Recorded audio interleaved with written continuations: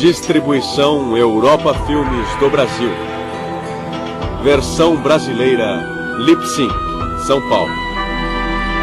História das religiões.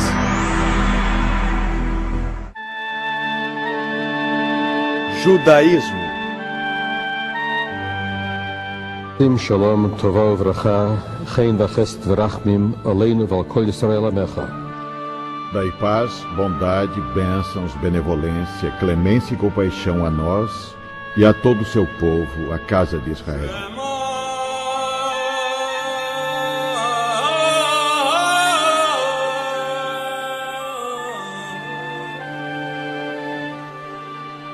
Quando falamos de judaísmo e de judeus, primeiro temos um problema de definição. O judaísmo é muito mais abrangente que uma religião. Já se disse que o judaísmo é mais bem descrito como uma civilização. Claro que os judeus têm uma teologia e uma concepção única de Deus, mas este é só o primeiro passo. O judaísmo obriga seus seguidores a um modo de vida, incluindo um código de leis e práticas e um sistema ético. A vida judaica inclui um amplo conceito de santidade que envolve um povo santo, a terra santa de Israel, a cidade santa de Jerusalém e uma língua santa, o hebraico. O judaísmo não deve ser visto como doutrina paralela ao cristianismo ou ao budismo, por exemplo.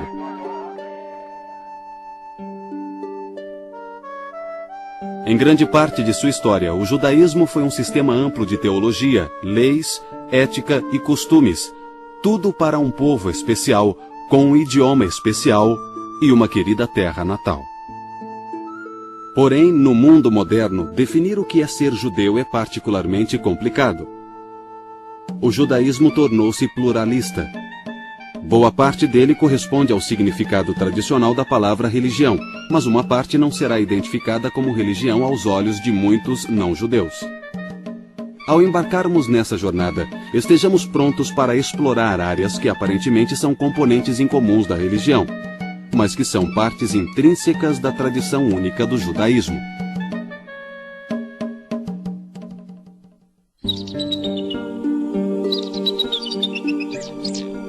A história judaica começou quando o patriarca Abraão, vivendo num lugar hoje chamado de Iraque, recebeu um chamado divino que está descrito na Bíblia. O Senhor disse a Abraão: deixa tua terra, teus parentes e a casa do teu pai.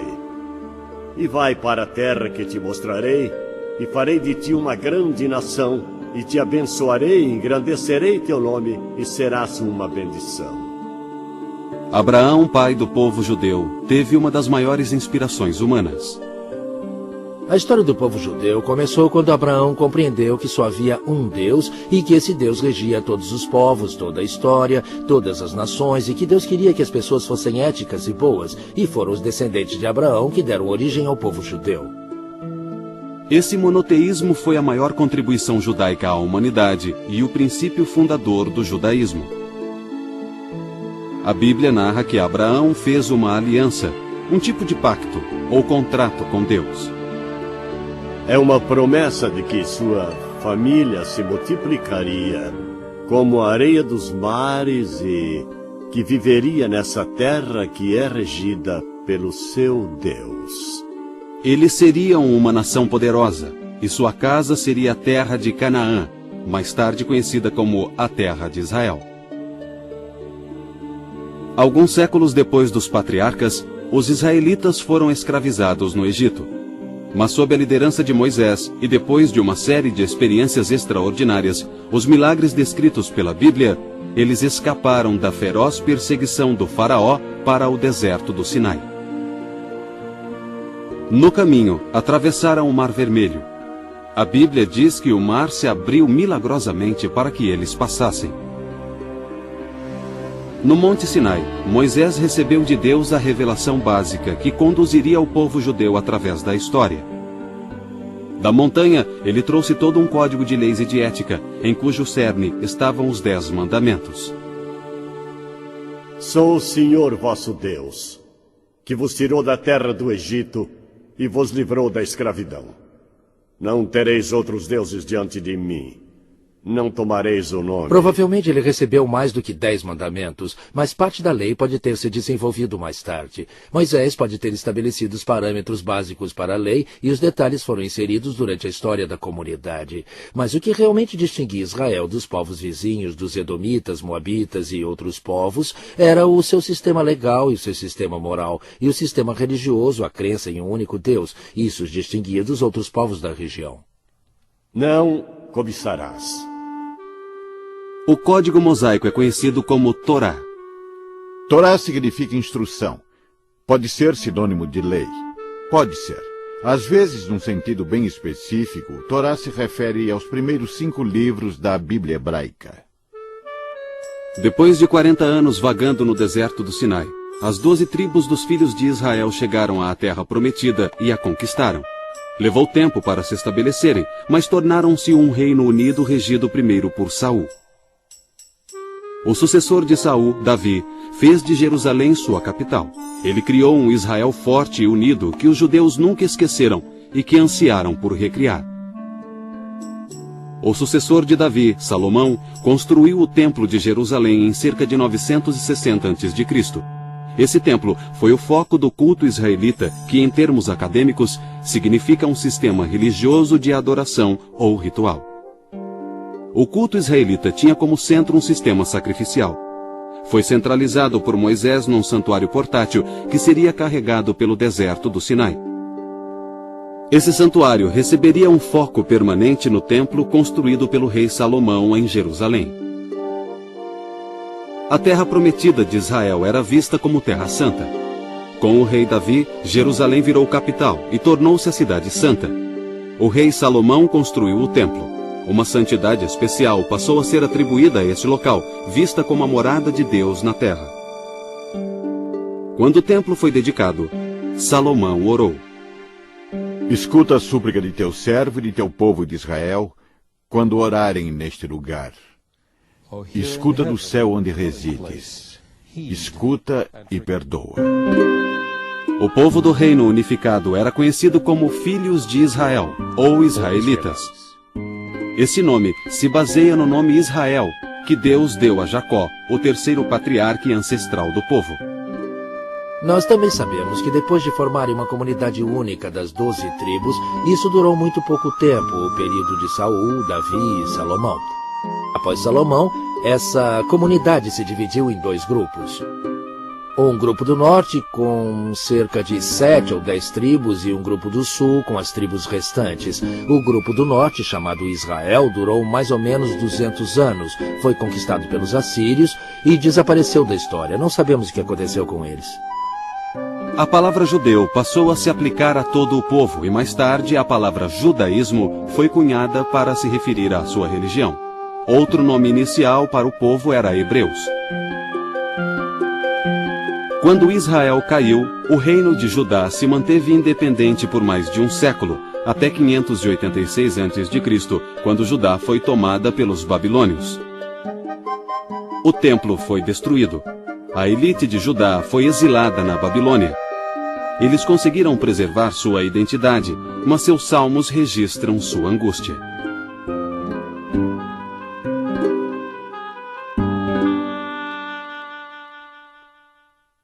Nos canais da Babilônia, sentamos e choramos com saudade de Sião. Nos salgueiros que ali estavam, penduramos nossas harpas. Lá, os que nos exilaram pediam canções. Nossos raptores queriam alegria. Cantai-nos um canto de Sião.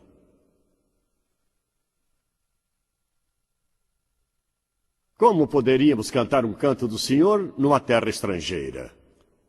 Se eu me esquecer de ti, Jerusalém, que me seque a mão direita, que me cole a língua ao paladar. Caso eu não me lembre de ti, caso eu não eleve Jerusalém ao topo da minha alegria.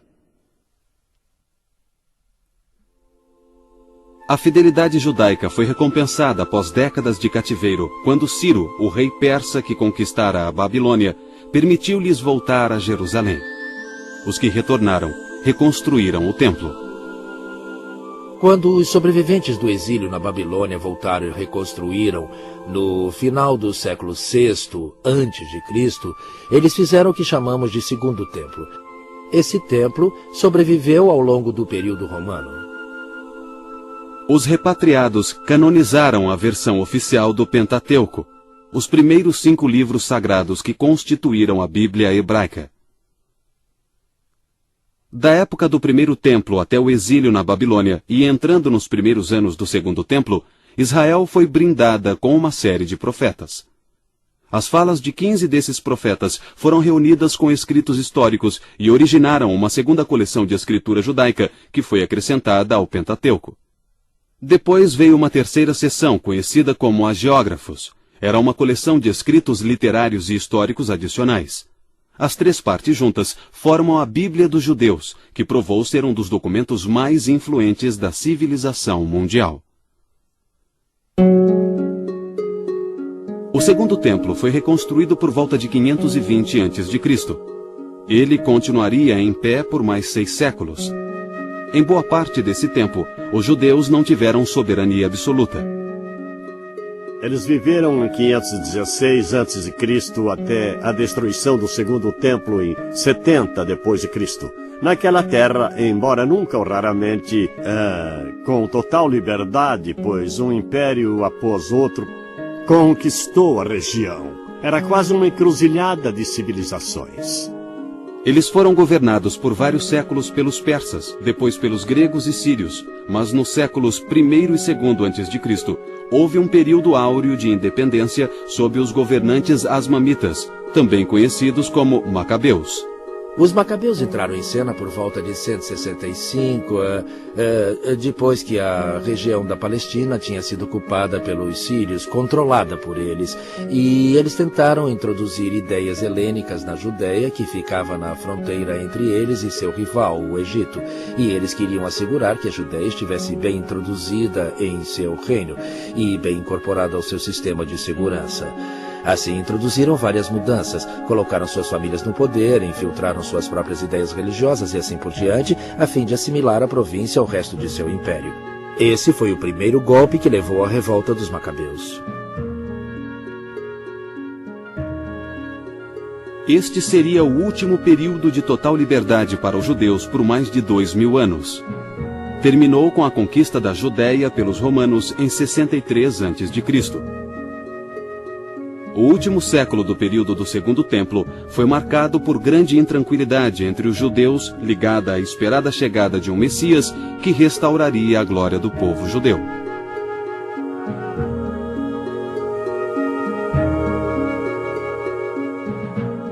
A maior crise do judaísmo deu-se em 70 d.C. Os judeus da Palestina se rebelaram contra o governo romano. Depois de 4 anos de guerras, incluindo o cerco de Jerusalém, a rebelião foi reprimida. Jerusalém e seu templo foram destruídos. Isso marcou o final da independência judaica. Os romanos deportaram levas de judeus de sua terra, dando início ao que os judeus chamaram de seu exílio, que duraria quase 19 séculos.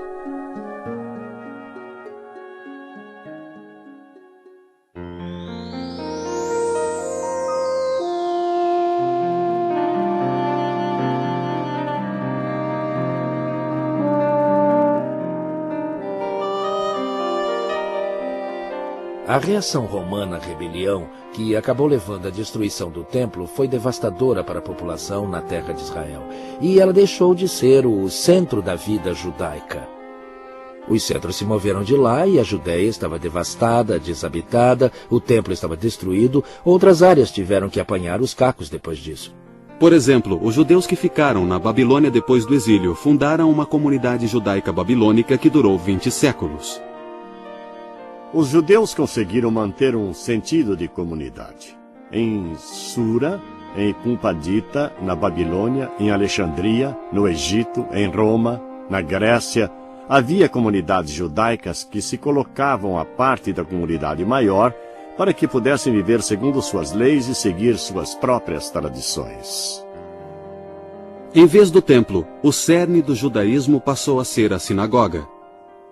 Durante séculos, os judeus visitaram o Templo de Jerusalém sempre que possível, em uma das festas de peregrinação: Páscoa, Pentecostes e Tabernáculo. Mas isso se tornou cada vez mais difícil com a extensão da diáspora judaica. Era necessário um local para a devoção comunitária. Com isso surgiram as sinagogas. A sinagoga era um conceito revolucionário numa época em que os templos pagãos eram tidos como a moradia física das divindades, em que a veneração se expressava através do sacrifício e em que os santuários só eram acessíveis à casta dos sacerdotes. Além da lei ditada a Moisés no Sinai, Deus teria dado a Moisés outras instruções orais. Elas foram transmitidas oralmente de uma geração a outra e continuamente expandidas, de modo que no século I depois de Cristo, essa tradição oral atingira enormes proporções. Um dos mais antigos escritos rabínicos que temos é a Mishnah. Provavelmente foi editada entre 200 e 250 depois de Cristo. Foi a primeira tentativa de explicar como utilizar a Bíblia, suas leis e regras na vida cotidiana no mundo romano. A compilação seguinte mais importante foi o Talmud. O Talmud ganhou a forma que hoje conhecemos por volta de 550 ou 600 depois de Cristo, cerca de 400 anos depois da Mishnah. É uma série de discussões, casos, precedentes de como interpretar e aplicar o entendimento da Mishnah sobre a lei bíblica a novas situações. O Talmud é uma obra enorme, com cerca de 3 milhões de palavras. É uma biblioteca completa, contendo um código vasto e detalhado que cobre toda a gama da vida civil e religiosa. Também contém assuntos mais leves, incluindo anedotas e lendas.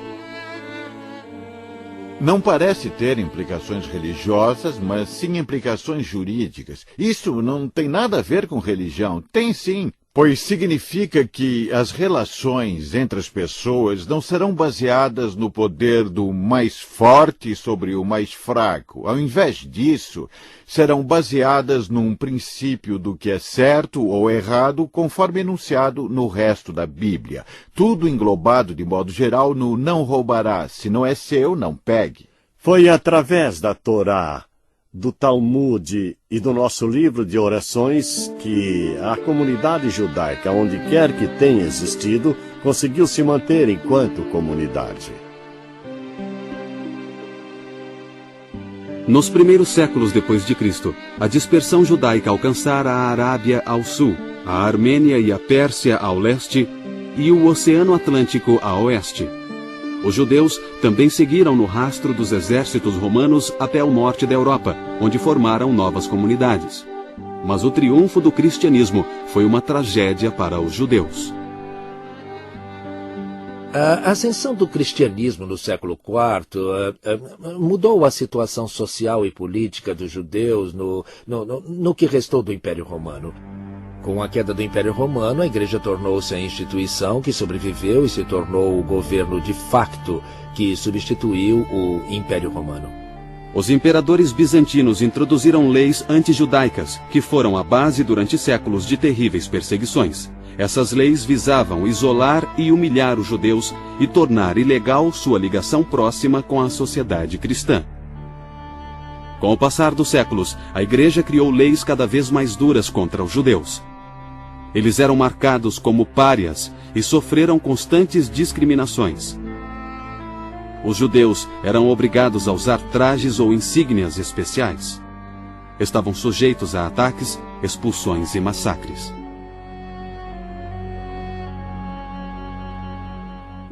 Sob tais circunstâncias, não espanta que os judeus confinados em seus próprios guetos tenham se tornado bastante introspectivos e imersos em sua própria cultura. Mas houve exceções em algumas épocas e lugares. Os judeus também participaram do Renascimento italiano com contribuições na ciência, literatura, filosofia, música e até na dança. Porém, de modo geral, a perseguição continuou.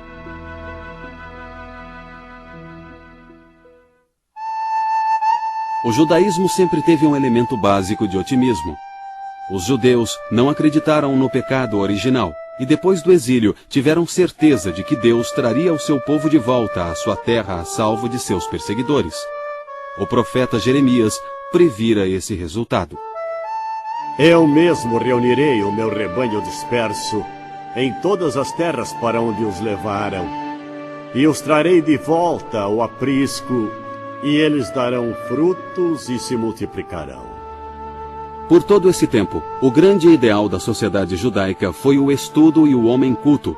O erudito e rabino era o modelo. Os judeus introduziram uma educação universal nos dias do templo e sempre fizeram seus filhos estudarem, geralmente nas escolas talmúdicas, que floresceram em muitas comunidades. Os adultos também se debruçavam diariamente sobre o Talmud.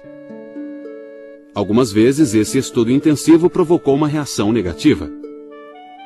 Por exemplo, no século XVIII, um movimento pietista, o Hassidismo, rejeitou o fator intelectual da vida religiosa em favor de uma abordagem mais emocional. Os Hassidim, liderados por seu fundador, o Baal Shem Tov, o mestre do bom nome, no período medieval, quis trazer de volta ao judaísmo a celebração da vida e a alegria que sempre caracterizou a vida judaica com seus cantos e suas danças com a Torá e o sentimento de realização nessa relação com Deus. Depois das revoluções americana e francesa, os judeus deixaram de ser vistos como inferiores, sem ter direitos. Eles se tornaram cidadãos iguais. Muitos judeus passaram a questionar ensinamentos e práticas tradicionais. Surgiram novas formas de judaísmo. Uma das soluções mais influentes foi o judaísmo reformista. A reforma se deu no início do século XIX e, sob o impacto da interpretação bíblica moderna, determinou que eles não mais acreditassem que Deus dera a Torá completa e acabada no Sinai, mas que ela fora escrita por muitos homens ao longo dos séculos. Portanto, ela não foi dada por Deus, mas inspirada por ele. O judaísmo rabínico tradicional passou a ser chamado de ortodoxo para distingui-lo do judaísmo reformista. Embora os judeus sempre soubessem no que acreditavam, eles levaram milhares de anos para organizar sua teologia e credo de modo sistemático. Ao contrário do cristianismo, o judaísmo nunca teve um dogma oficial estipulado pelas autoridades. É verdade que a Bíblia está cheia de enunciados fundamentais do credo judaico, mas eles estão dispersos. A frase mais crucial aparece no Deuteronômio. Shema Yisrael, Hashem Elokeinu, Hashem Echad. Escuta, ó Israel, o Senhor nosso Deus. O Senhor é um só.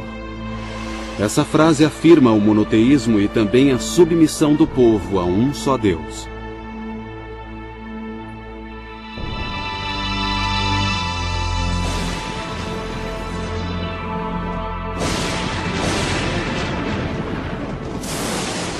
O conceito bíblico da criação tem muitas implicações importantes. O universo é visto como homogêneo, planejado e formado por uma única mente. O universo não existe por acaso, mas tem um propósito. Não houve um fator de acaso na criação da estrutura do cosmos. Cada detalhe foi divinamente planejado. Deus não se aposentou após a criação, mas continua envolvido em todos os assuntos do universo, emergindo como o Deus da história. A providência divina continuamente assegura a existência do mundo que ele poderia destruir do mesmo modo como o criou. O ser humano feito à imagem de Deus é o ápice e o propósito da criação. Deus, uma imagem? Deus não tem nenhuma imagem. Mas o homem tem características do próprio Deus que o diferenciam de todas as outras criaturas. Deus tem inteligência no seu nível, a seu modo. O homem tem uma mente. Mesmo que outros seres tenham algum tipo de inteligência, nenhum seria capaz de desvendar a teoria da relatividade. O homem é a inteligência. Talvez ainda mais importante que isso, e eu digo talvez, o homem pode fazer uma escolha moral.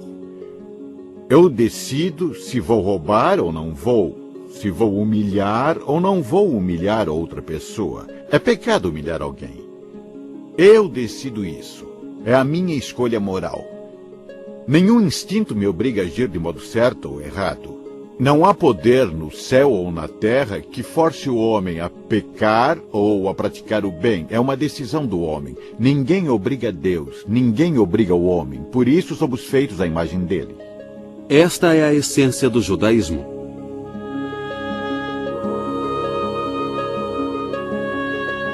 Os judeus antigos acreditavam que se seguissem a lei mosaica, estariam fazendo a vontade de Deus, e que Deus estaria ao seu lado. Na tradição judaica, os homens iam à sinagoga 3 vezes ao dia para orar e para manter um sentido de comunidade. Os rabinos exigiam um limite, um número mínimo de 10 homens reunidos para a prece, a fim de terem uma experiência completa. Isto era muito importante, que eles dependessem uns dos outros para manter essa relação de veneração com Deus. O nosso livro de orações foi composto há cerca de 25 séculos. Eles examinaram a Bíblia e encontraram expressões que são adequadas à oração. Em um lugar diz, cura-me, Senhor, e eu serei curado. Bom, aí está, é uma frase maravilhosa. Eles fizeram uma única modificação. Não cura-me, mas cura-nos. Não eu serei curado, mas nós seremos curados. Essa ideia cria a dependência. Uma comunidade fica para sempre, ela continua indefinidamente. Os indivíduos são substituídos, mas a comunidade segue existindo. A comunidade tem responsabilidade para com todos dentro dela. A sinagoga tradicional era o centro da atividade comunitária. Ali, o judeu vivia boa parte da vida, sonhava e comungava com Deus e com seu vizinho. A sinagoga é o foco da comunidade para os judeus. A sinagoga é essencialmente, na nossa tradição, uma casa de veneração, uma casa de estudos e uma casa de companheirismo. São esses 3 aspectos da vida da sinagoga que unem a comunidade e a mantêm unida. Anochi Adonai Elohecha, asher hotzeisicha me'eretz Mitzrayim mibeit avadim.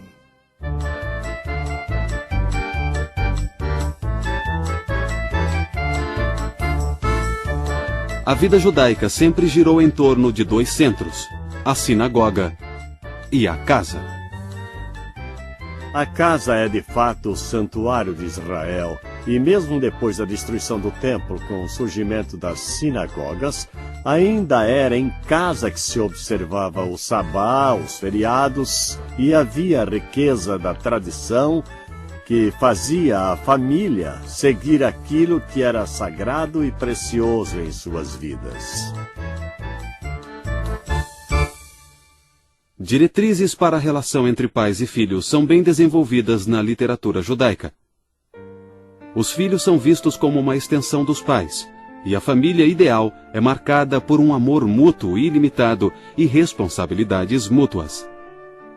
Os filhos aprendem a respeitar e honrar os pais.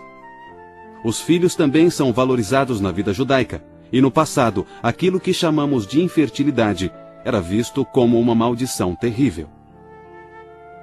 Se a esposa não tivesse filhos depois de 10 anos de casada, a lei e o costume judaicos permitiam a bigamia a fim de gerar filhos.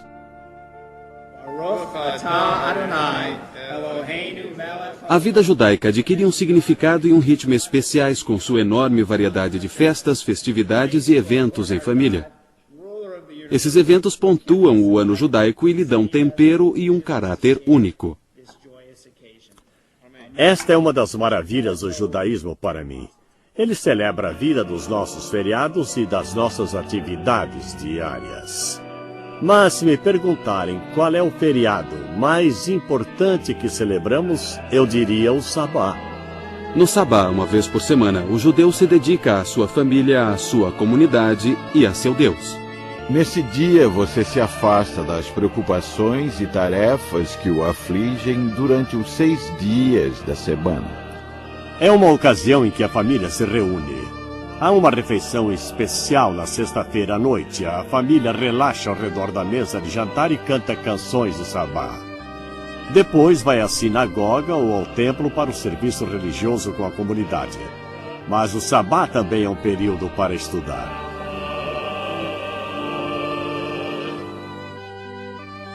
As 3 festividades, a Páscoa, a Festa das Semanas e a Festa das Tendas ou Tabernáculo, continuam a ocorrer na sinagoga e em casa. Estas seguem sendo ocasiões alegres. A primeira dessas 3 festas é a festividade pascal da primavera. Em tempos antigos, a Páscoa marcava o início da colheita da cevada. Também era o aniversário do êxodo do Egito. Antigamente, os peregrinos de Jerusalém na Páscoa sacrificavam e comiam o cordeiro pascal em agradecimento por esses eventos. A última ceia de Jesus é geralmente vista como uma refeição de Páscoa. A festividade da Páscoa dura uma semana, e em memória das dificuldades dos ancestrais, os judeus só podem comer pão não fermentado na forma de bolachas. A Festa das Semanas ocorre 50 dias depois da Páscoa. Na época do templo, essa festividade agrícola celebrava os primeiros frutos do início do verão, e o peregrino trazia uma oferenda da colheita do trigo ao templo.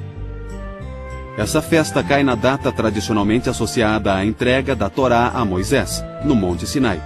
Por isso, também é conhecida como a Festa da Entrega da Lei. A terceira principal festividade de peregrinação ocorre no outono, depois da colheita. É chamada de Festa das Tendas, ou Festa do Tabernáculo. Era a mais alegre das 3 festividades. Seu simbolismo histórico é a comemoração dos 40 anos de andanças dos filhos de Israel pelo deserto. Naquele tempo, os israelitas viviam em tendas ou tabernáculos. Os judeus, durante a festividade, vivem em tendas, nos jardins, terraços ou telhados das casas.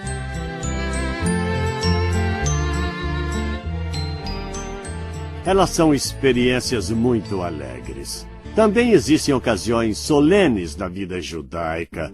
Os dias mais santificados do ano são Rosh Hashanah, o Ano Novo Religioso, e 10 dias depois, Yom Kippur, o Dia do Perdão, na época do outono.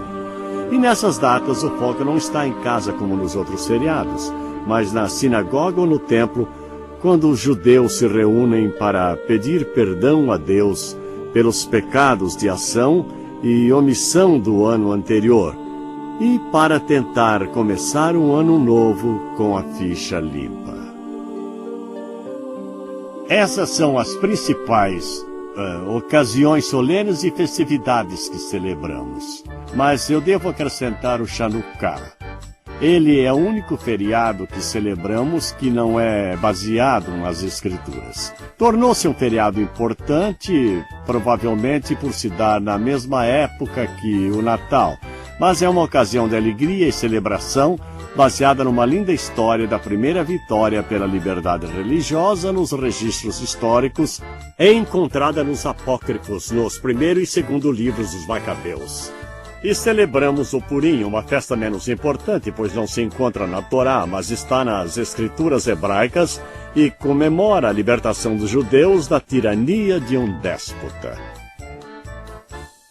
Quando os judeus estavam na Pérsia, eles foram atacados pelo inimigo. A rainha era judia e ela ajudou a salvar o seu povo naquela época. Fazemos uma grande celebração, as crianças se fantasiam, fazem várias brincadeiras também e se divertem muito, elas adoram. A liberdade é um tema que entra em todos os feriados importantes. O anseio de ser livre, de venerar o único Deus e de viver em paz como uma comunidade. O segundo ciclo de ocasiões especiais consiste nos marcos da vida familiar.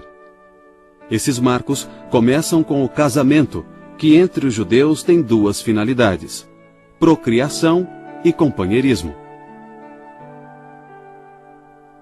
Os casamentos podem ser realizados em qualquer lugar, mas a sinagoga é o local favorito. A cerimônia é feita ao ar livre, se possível, para lembrar a promessa de Deus a Abraão de que sua prole seria tão numerosa quanto as estrelas. Na cerimônia de casamento, um palho é segurado sobre o casal para simbolizar o lar que eles estão fundando. Depois do casamento, o evento seguinte no ciclo familiar é o nascimento de um filho. Deus ordenou a Adão e Eva que crescessem e se multiplicassem, e isso foi visto pelos judeus como o primeiro dos 10 mandamentos. Se a criança for menino, uma cerimônia de circuncisão ocorre uma semana após o nascimento. Os jovens casais judeus de hoje costumam dar uma festa de entrega do nome também para as filhas. Baruch atah Adonai Eloheinu melech haolam asher kiddushanu. Aos 13 anos de idade, um menino judeu é visto como um adulto e se torna responsável por seus atos e observância religiosa. Somente após a Idade Média, esta se tornou uma cerimônia especial. Mas, atualmente, o Bar Mitzvah se tornou um evento essencial no ciclo de vida judaico. No século XX, uma cerimônia paralela foi introduzida para as meninas, aos 12 anos, o Bat Mitzvah.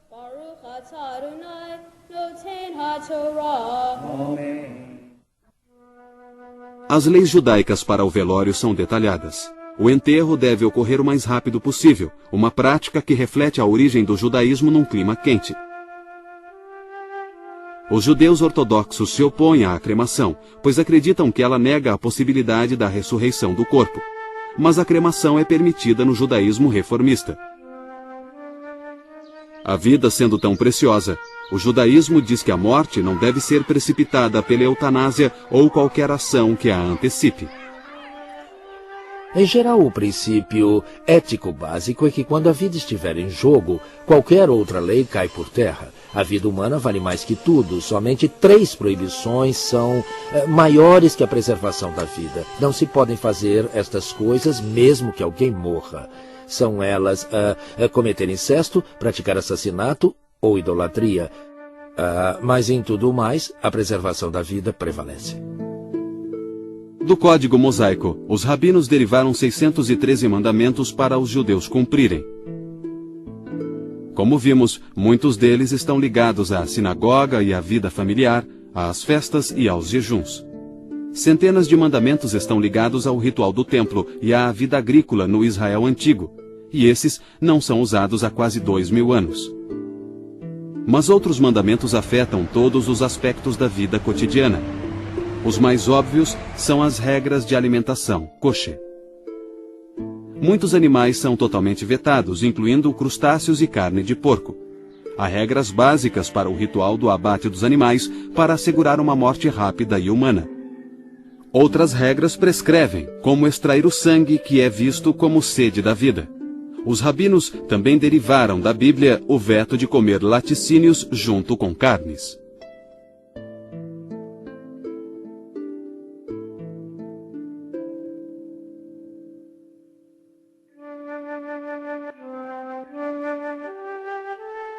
O vínculo com a Terra Santa é um fator vital do judaísmo. Foi estabelecido no início no pacto entre Deus e Abraão. A qualidade religiosa da vida na terra de Israel era vista como superior à de outros lugares. Não só um maior número de mandamentos podia ser cumprido em Israel, e sobretudo em Jerusalém, mas o judeu também se sentia mais perto da presença de Deus. Jerusalém representava o local onde se podia sentir a presença divina. Você podia, entre aspas, ver Deus. Você podia senti-lo ali mais do que em qualquer outro lugar. Ele representava, num sentido, a história judaica.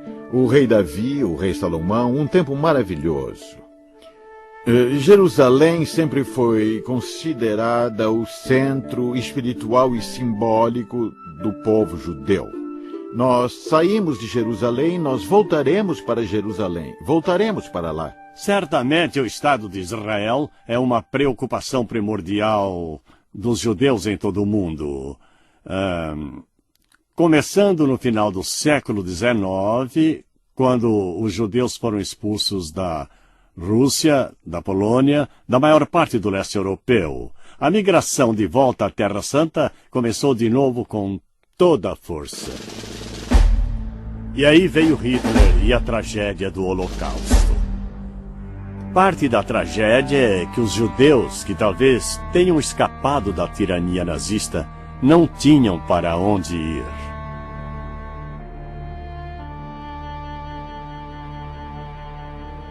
Bom, na minha opinião, à medida que o Ocidente moderno tomava forma com o Renascimento que veio depois, o problema da comunidade judaica, do que fazer com os judeus, começou a penetrar na civilização e cultura ocidentais, e isso continuou a ser um problema até o século XX. Os Estados Unidos hoje, por exemplo, em algumas regiões os judeus eram interditados até poucos anos. Pela mesma razão que os alemães nazistas mataram 6 milhões de judeus, pela única razão de serem judeus. Éramos odiados na Rússia só por sermos uma minoria e por sermos judeus. Em 1918, houve pogroms de judeus. Bandos invadiram nossa cidade e mataram, num só dia, mais de 500 pessoas. Buscavam, sobretudo, os homens. Isso foi em 1918, eu já tinha 13 anos. Ainda me lembro dessas atrocidades. Os homens jaziam nas ruas e 2 dias depois nos deram permissão para finalmente enterrá-los adequadamente. O Holocausto foi pior que qualquer outra perseguição já existente, mas teve continuidade com a ideia da segregação, dos guetos, o uso de insígnias especiais para identificar os judeus, restrições à atividade econômica, nada disso foi original. Tudo isso teve raízes muito cedo no Ocidente. O problema dos judeus estava imbuído no Ocidente e continuou a modelar os eventos por centenas de anos até o nosso século. As igrejas ocidentais se horrorizaram ao perceber que o antissemitismo tradicional entre os cristãos e os estereótipos antissemitas criados ao longo dos anos contribuíram para uma atmosfera em que um holocausto era possível. As igrejas cristãs condenaram todas as formas de antissemitismo e logo se desenvolveu um diálogo entre judeus e cristãos. No século passado, o conceito do retorno a Sião foi transformado pelo movimento político sionista e culminou na criação do Estado de Israel em 1948. É histórico. Nós não tínhamos um país até 1948. Em 1948, finalmente recuperamos o nosso país.